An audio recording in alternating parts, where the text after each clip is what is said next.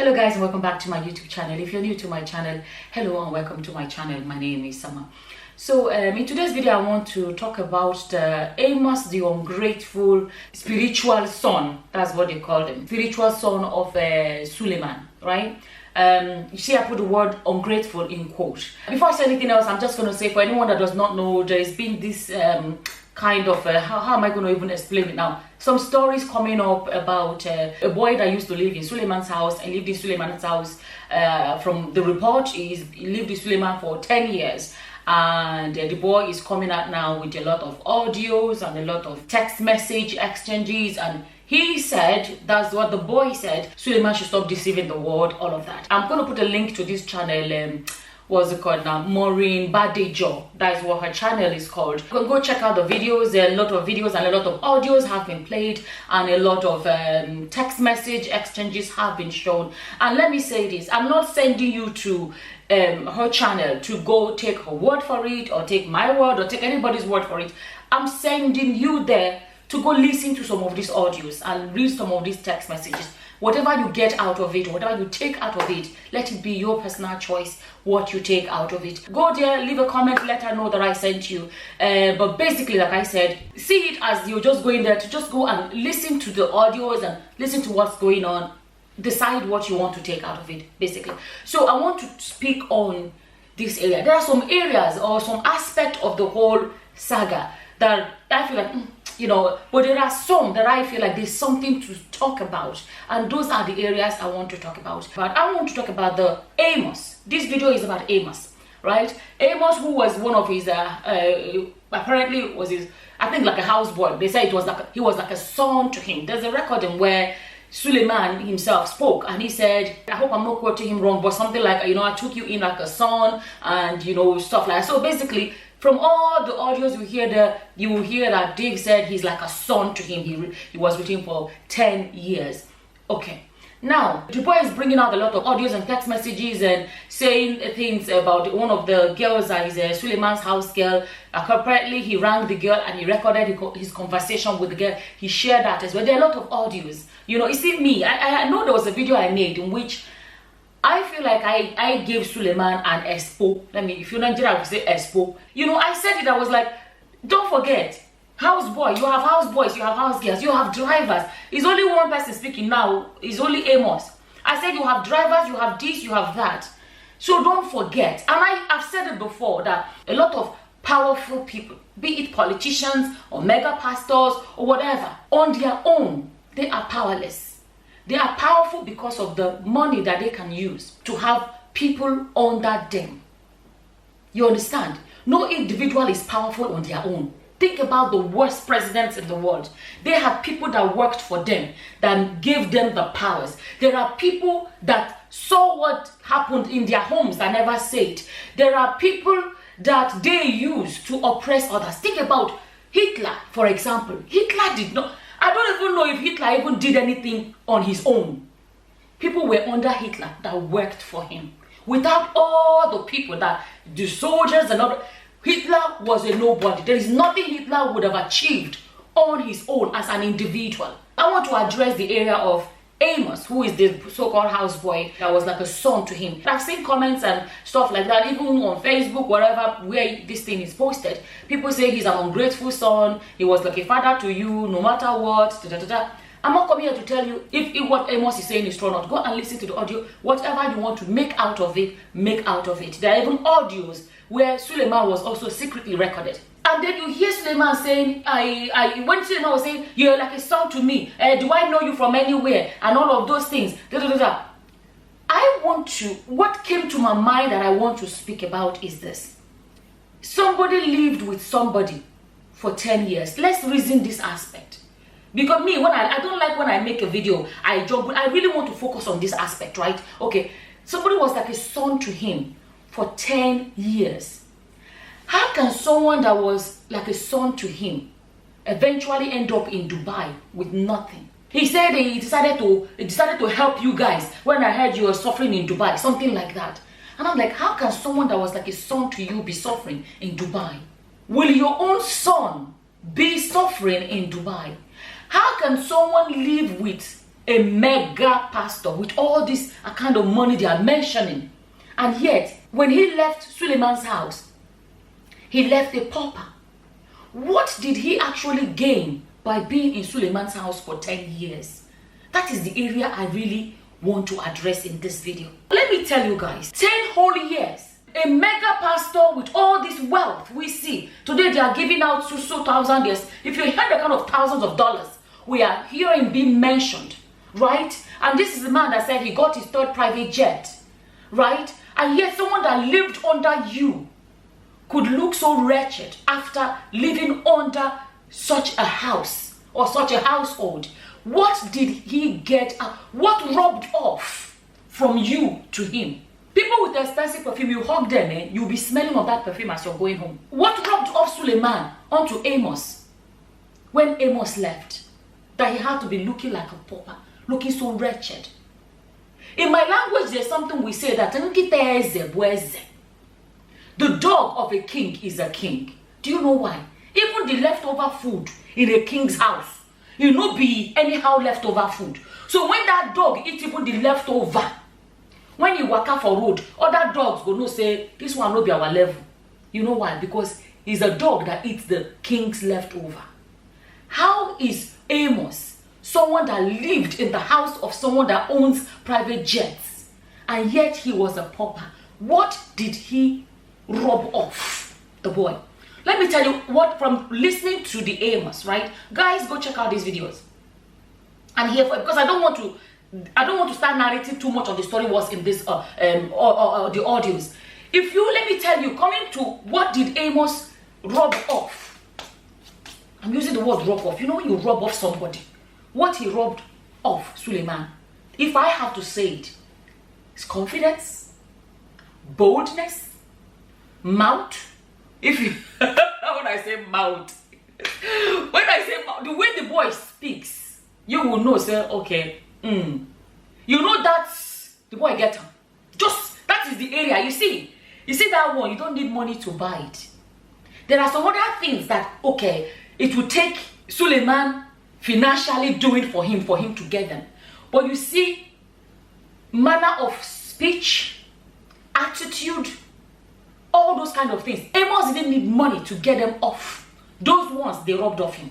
If you hear the audio where the boy is speaking, even some of the choice of words, some of the, what's the word I'm trying to say? Choice of words and the way he speaks and the arrangement of his grammar, you can sense Suleman in that. That aspect rubbed off. How can someone that was like a son to you, what education did this boy get? I haven't heard that at all. Did they send this boy to college? Somebody was under a mega pastor.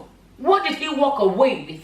Did he send him to college? Even if it's Auchi Polytechnic is at their domot there. They could have just, did they even send him to the Auchi Polytechnic to get a bit of education?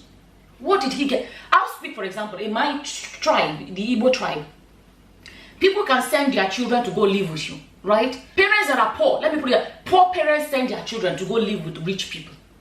So that this rich person will use their child as a houseboy, house girl. But at the end of the day, help them train their children and help set their children up. So if it is the female child, you send them to primary school, secondary school. Then if it is a secondary school, then maybe they'll go learn sewing, or they'll go learn any kind of, they can learn sewing, they can learn a lot of things they may learn. So by the time you now send them back to their poor parents, you have given them a grown child, which is something I'm not a fan of. I'm going to be honest. But unfortunately, poverty causes this kind of a thing. Because I don't believe that any rich person will go and send their child to be doing houseboy for somebody. Nobody will do that. It's only poverty that is causing it. So I don't want to go into all of that. But if they send my tribe, going back to my tribe, if they send you their child, because they are poor, they can't raise this child, they can't feed them, they can't send them to school. You have to send their child. Primary school, secondary school is a must. You must do that. Right? Then the girls may go learn to sew or learn one thing or the other. By the time you give them back their child, you're giving them a raised child with a future, with something. So these parents, that is what they gain. You know, our African thing is, now you have given them a child that will look after them in old age, financially and otherwise. That is, you know. If it's the boys, the same thing, primary education, secondary education. We had house boys and house girls. That's how it was. They went to the same schools that we went to. They didn't go to a less quality school. No, they went to exact same school that we, the children in the house, your lower children. I've shared the video telling that we used to be wealthy. Before things turned around for us, we became poor. But we used to be wealthy. After Christmas, we all wore the same. If it's material they are going to buy, they buy material, they'll sew the same material. All of us, we wear ashwebi for Christmas. They know they say, now you be houseboy. No. I remember because my father dark skin, my mother light skin, so they have kind of mixture of children. You know, even sometimes my father's friends, they come to visit and they say, which one is your own again? My father is not saying, oh, now that one is mine. You know, because they didn't know which, because all of us, we were all treated like the same. When they share food in our house, right, they would line up at a point. Our house, there was about 14 people living in our house. My father was helping to raise his brother's children. There were so many people in our house.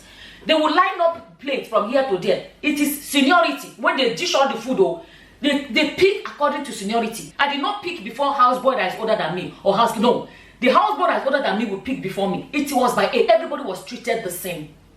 This is a boy that was like a son to Suleman. Lived with him with for 10 years. But I don't believe that he was raised or he was treated equally like the children in the house. That is the picture that I'm getting. House boys we had, they would go to the shop with my father. They help in the business. And they would go to primary school, secondary school, and then, you know, when they close from school, they go to the shops.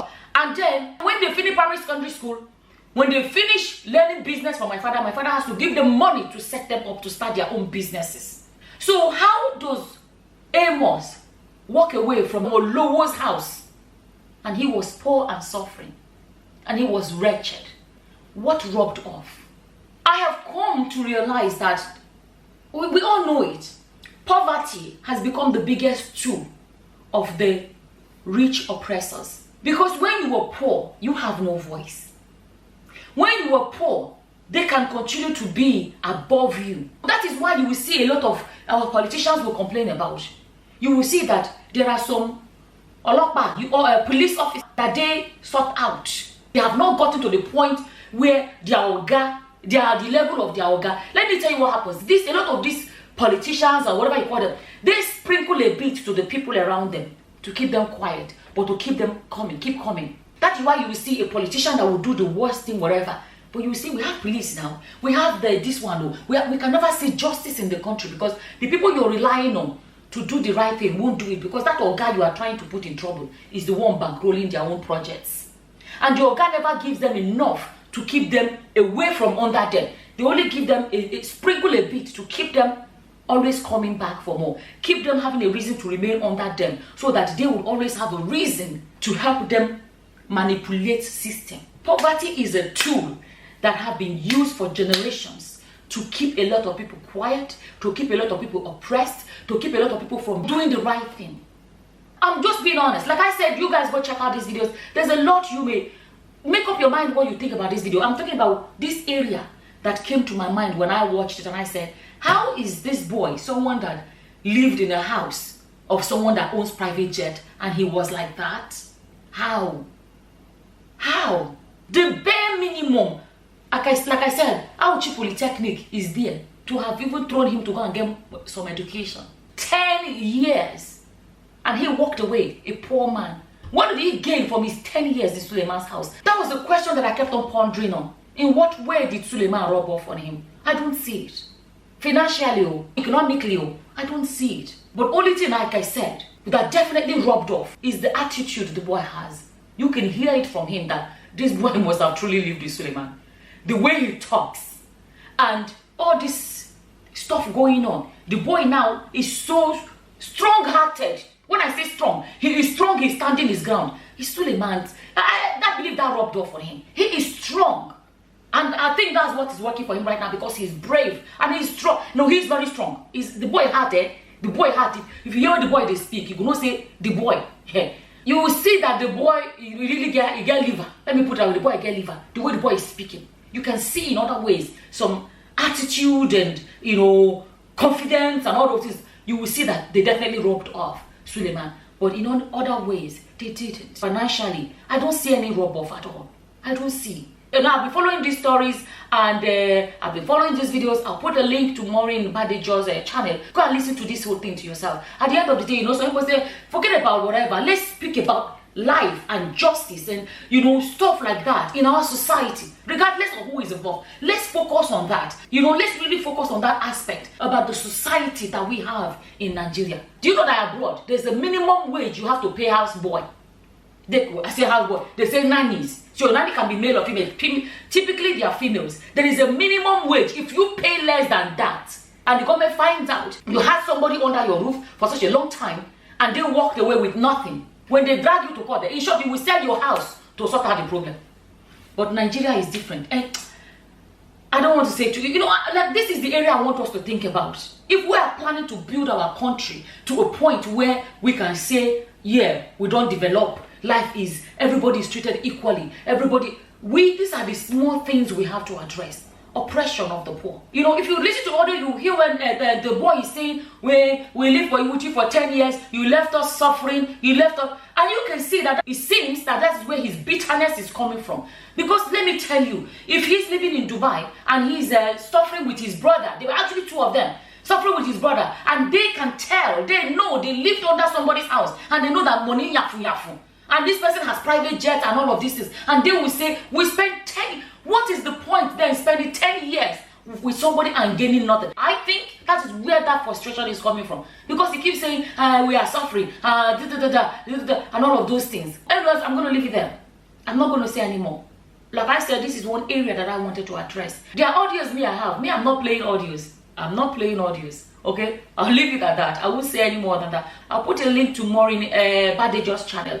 Leave a comment, let her know that I sent you. And like I said, I'm not sending you to go listen to Maureen Badejo. I'm not saying listen to me. I'm sending people to just go listen to the audios for yourselves. Take what you want out of the videos. That's all I have to say. Take what you want out of the videos. I think I'll leave it there. As always, whatever your opinions are, feel free to leave them in the comments section below. And with that, I'm going to say thank you for watching. Until the next time, guys. Bye-bye. Bye.